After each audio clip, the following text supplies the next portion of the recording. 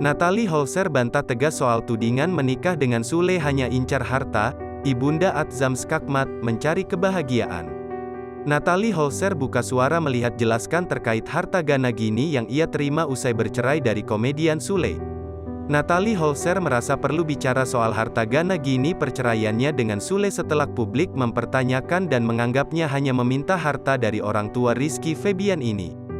Bahkan uang 25 juta rupiah yang disebut untuk keperluan sang anak, Atzam memang diberikan langsung dari Sule. Natalie Holzer menegaskan jika dia tidak meminta uang tersebut. Harta dan uang nafkah itu justru ditentukan Sule. Mantan suaminya lah yang memberikan nominal itu kepada Atzam. 25 juta itu adalah nominal yang dilontarkan dari pihak sana. Untuk Atzam dan saya sangat bersyukur karena itu adalah tanggung jawab seorang bapak untuk anaknya, tulis Natalie Holzer, dikutip Tribun News, Sabtu, tanggal 13 Agustus tahun 2022.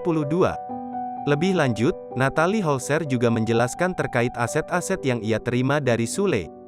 Diakui Natalie, ia mendapat kado dari Sule semasa menjadi suami istri seperti rumah dan mobil. Setelah bercerai sudah ada kesepakatan dari kita berdua.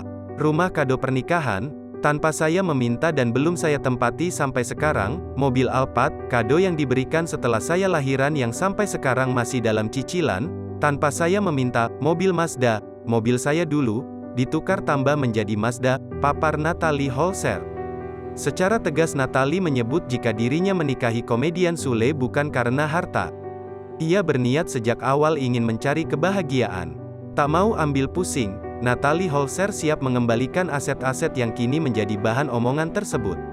Saya menikah untuk mencari kebahagiaan, bukan mencari harta. Jadi kalau masalah itu diributkan, silakan ambil kembali, pungkas Natalie Holzer.